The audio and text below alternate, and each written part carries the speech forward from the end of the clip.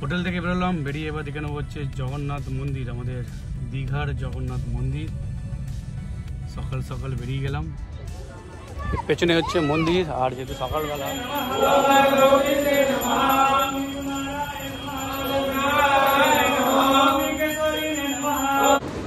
রাত এখন হচ্ছে 8:30, আর 8:30টার সময় এই সমুদ্রের যে গর্জন,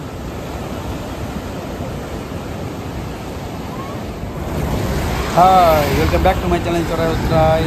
এই দেখুন বেরিয়ে গেল ভলভো শ্যামলী দীঘা থেকে বেরিয়ে গেল। আর তার পেছনে হচ্ছে স্টেট বাসও বেরিয়ে যাচ্ছে। আর আমরা কিন্তু নিচ্ছি এন্ট্রি দীঘাতে। এইবারের কিন্তু জার্নিটা হচ্ছে কলকাতা থেকেই দীঘা, নিয়েছি হচ্ছে সাথে গাড়ি। আগেরবার এসেছিলাম মন্দারমণি, এবারে কিন্তু যাব হচ্ছে দীঘা। কারণ একটাই, সেটা হচ্ছে যে দীঘাতে যে জগন্নাথ ধাম, জগন্নাথ যে টেম্পল তৈরি করা হয়েছে সেটা দেখতে যাব। তার সাথে হচ্ছে এই বর্ষাকালে যেহেতু এখন মৌসুমি বায়ু ঢুকে গেছে এবং প্রত্যেক দিনই কম বেশি বৃষ্টি হচ্ছে, তো এই বৃষ্টিতে কিন্তু দীঘার যে সমুদ্র উত্তাল থাকে সেটা দেখব।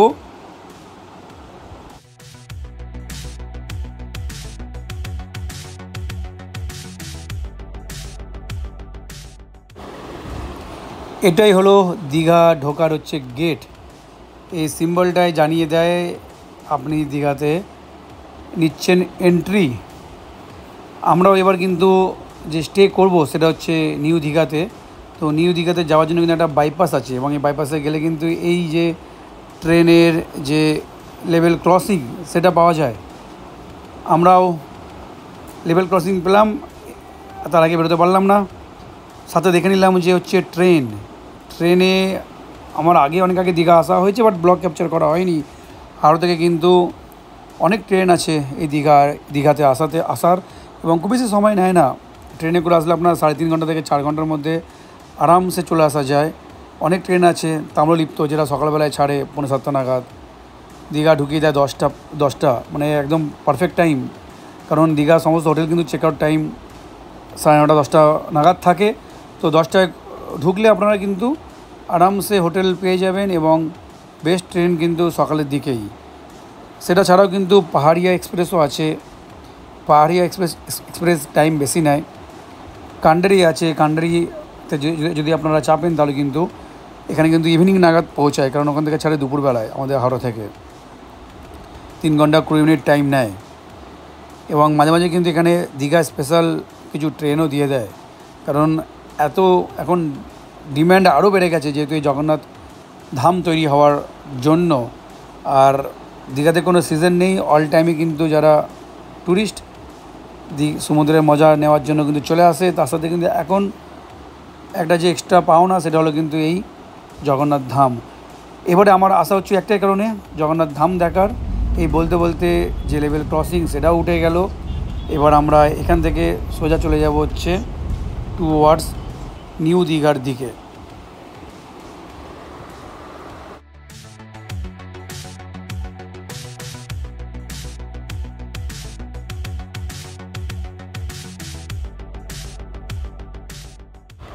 এই যে রাস্তাটা দেখছেন, এই রাস্তাটা কিন্তু সোজা চলে গেলে হচ্ছে সামনেই আসবে হচ্ছে sea beach, new Digha sea beach. আমরা এবারে কিন্তু দীঘাতে এতবার এসেছি, কিন্তু এই ধরনের অভিজ্ঞতা কিন্তু প্রথমবার আমাদের সাথে ঘটনা ঘটলো হোটেলে থাকা নিয়ে। অ্যাজ ইউজুয়াল অনলাইনে বুক করে নিয়েছিলাম আগে থেকেই, ভাড়াও দেখে নিয়েছিলাম। 3-3.5 মতো দেখাচ্ছিল ভাড়া। 3.5 নিলে আপনার ওই ইনক্লুডিং মর্নিং ব্রেকফাস্ট নিয়ে, তো আমরা সেটাই সিলেকশান করেছিলাম। কিন্তু যখন রুম নিতে যাই, চেক ইন ফর্মালিটিস কমপ্লিট করি, তখন ফ্রন্ট ডেস্ক থেকে বললো যে আপনাদেরকে রুম দেওয়া যাবে না। যখন আমরা জিজ্ঞাসা করি কেন, তো ওনারা বললেন যে আপনারা গোয়াইবিবোতে কন্ট্যাক্ট করুন। যথারীতি আমরা কন্ট্যাক্ট করি গোয়াইবিবোতে, বাট ওনারা খুবই সাপোর্টিভ, এটা বলতে হবে। গোয়াইবিবোতে আমরা ফোন করে এটাই বললাম যে আমাদের বুকিং আপনারা ক্যান্সেল করে দিন, এবং যে টাকাটা আমরা পে করেছিলাম সেই টাকাটা আপনারা ফেরত দিন। প্যারালালি হোটেল থেকেও গোয়াইবিবোতে কন্ট্যাক্ট করেন, এবং আমরা ডাইরেক্টলি ফোন করে কথাও বলিয়ে দিই। কারণ যেটা জানতে পারলাম সেটা হচ্ছে এই যে নিউ গীতাঞ্জলি হোটেল আমাদের প্রেফার এই কারণেই ছিল যে একদম নিউ দীঘার সি বিচের সামনে, মানে এই হোটেলে যদি ছাদে উঠে তাহলে কিন্তু দীঘার যে সমুদ্র সেটা দেখা যেত। এনিওয়ে আমাদের ব্যাড লাক, এই হোটেলে আমরা থাকতে পারিনি। কারণ হচ্ছে এই হোটেলটি হচ্ছে একমাত্র যারা ফ্যামিলি নিয়ে আসবেন তাদের জন্য। আমরা যেহেতু ফ্যামিলি নিয়ে যাইনি, ওই কারণে কিন্তু আমরা এই হোটেলে রুম পেলাম না। ওই কারণে যেটা আমরা চুজ করলাম রাস্তার ধারে হোটেল। এদিক গেলে হচ্ছে দীঘা রেলওয়ে স্টেশন, জগন্নাথ মন্দিরটা এদিকেই পড়ছে। আর এ হচ্ছে মেন রোড, দীঘার যে মেন রাস্তা। এই রুমটা দেখিয়ে দিই। সোনির একটা ছোট্ট পোট্টা টিভি দিয়ে দিয়েছে। এই হয়ে গেল বেড, মাথার ওপর পাখা, গোল্ডেন কালারের ক্রমটন গ্রিপসের ফ্যান। এই দুটো হচ্ছে কমপ্লিমেন্টারি। আর এই হচ্ছে টি ব্যাগ। বাহ, দার্জিলিং ভালোই, কিন্তু বেশ ভালো। দুটো কাপ দিয়ে দিয়েছে, টি মেকার দিয়ে দিয়েছে। আর এই সোফার অবস্থাটা কিন্তু খারাপ, নোংরা হয়ে গেছে। দুজনের জন্য বেশ সুন্দর বেড। গদিও আছে, একটা সুন্দর গদি। গিজার আছে। এই যে এটা হয়ে গেল ওয়াশরুম।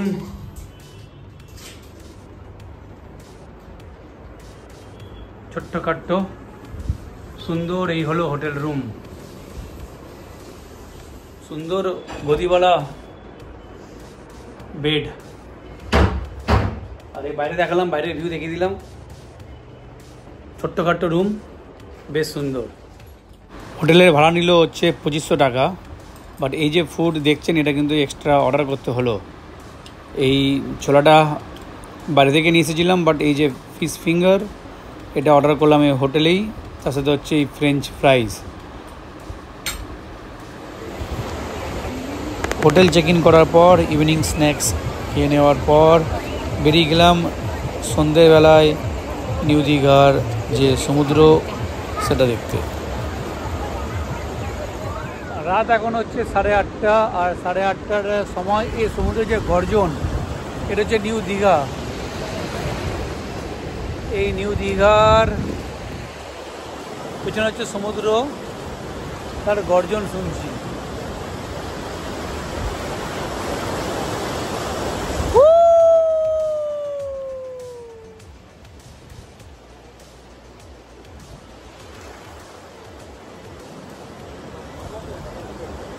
মানে এক অন্যরকম ফিলিংস, অনুভূতি।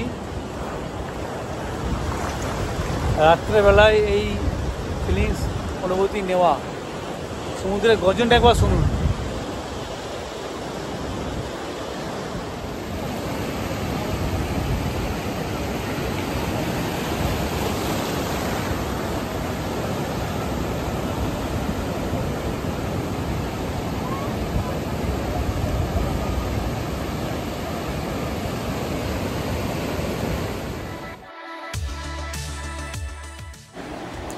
দীঘায় আসবো আর ডাব খাবো না এই সি বিচে, সেটা কখনোই হয় না। ওই কারণে সকাল সকাল ঘুম থেকে উঠে চলে আসলাম হচ্ছে নিউ দীঘার সি বিচে। আর একটা নিয়ে নিলাম ডাব। ডাব কিন্তু পড়লো 60 টাকা পার পিস।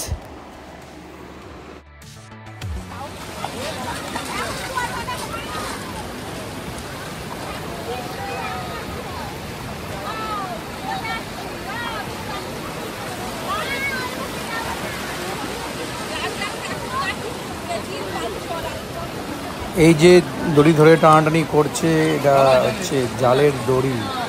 এই প্রথমবার দেখলাম যে সমুদ্রের মাছ ধরা। আর 1, 2, 3 নয়, প্রায় বলা যেতে পারে যে প্রায় 20 থেকে 25 জনের টিম দড়ি টেনে জালটাকে তোলার চেষ্টা করছে। এ দেখুন, মাছ কিন্তু এখনও জ্যান্তও আছে। এই জালের মধ্যে লেগে থাকা মাছগুলোকে কিন্তু এক এক করে করে করে বার করে নিচ্ছে। আর এই প্রথম দেখলাম, মানে সৌভাগ্য হলো এই প্রথম মাছ ধরার।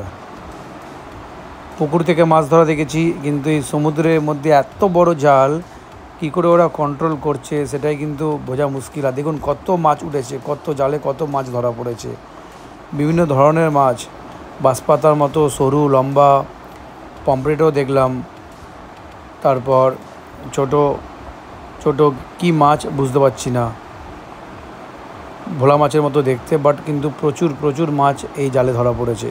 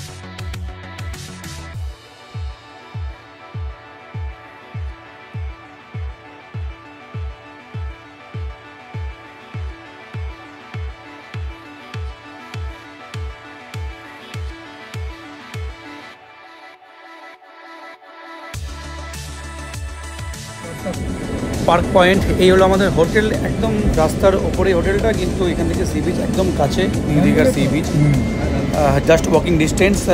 কারণ প্রথমে সি বিচের ধারে যে নিউ গীতাঞ্জলি, সেখানে রুম পাইনি। ফ্যামিলি হলে একমাত্র রুম দেবে, কিন্তু ফ্যামিলি না থাকলে কিন্তু আপনারা রুম পাবেন না, আমরাও পাইনি। ওই কারণে কিন্তু এই পার্ক পয়েন্টেই স্টে করলাম। নো ডাউট ভালো হোটেল, খাবার দাবারও খুব ভালো।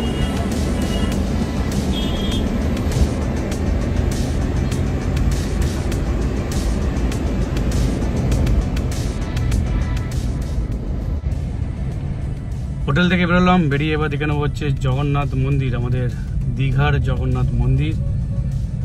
সকাল সকাল বেরিয়ে গেলাম, দেখি কেমন করেছে মন্দিরটা। নিউ দীঘা সি বিচ থেকে কিন্তু 2 মিনিটের দূরত্ব গাড়ি করে গেলে এই জগন্নাথ মন্দির। যাওয়ার পথে বাদিকেই পড়ে হচ্ছে দীঘা রেলওয়ে স্টেশন, খুব কাছেই, দীঘা রেলওয়ে স্টেশনের খুব কাছেই এই জগন্নাথ মন্দিরটি এখানে স্থাপন করা হয়েছে। তো আমরা ওই কারণে গাড়ি নিয়ে বেরিয়ে গেলাম মন্দিরটি দেখার জন্য।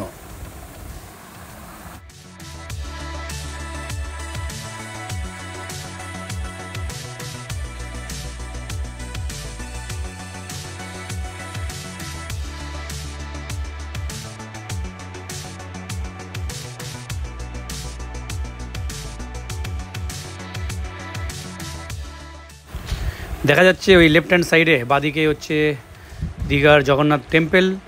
পুরীর জগন্নাথ যে টেম্পল, তারই রেপ্লিকা বলা যেতে পারে আমাদের এই রাজ্যের এই দীঘা জগন্নাথ টেম্পল।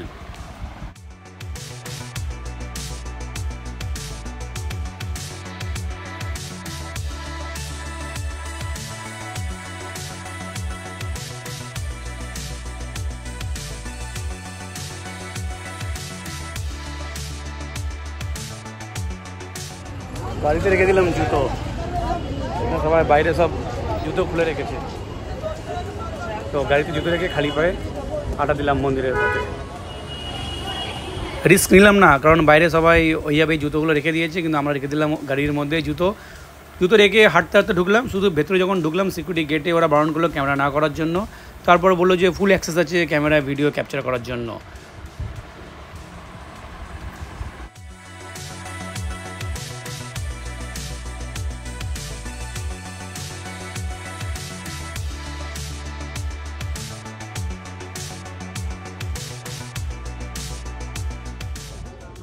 পেছনে হচ্ছে মন্দির, আর যেহেতু সকালবেলা ওই কারণে এখন ভিড় কিন্তু বেশ ভালোই বলা যাবে।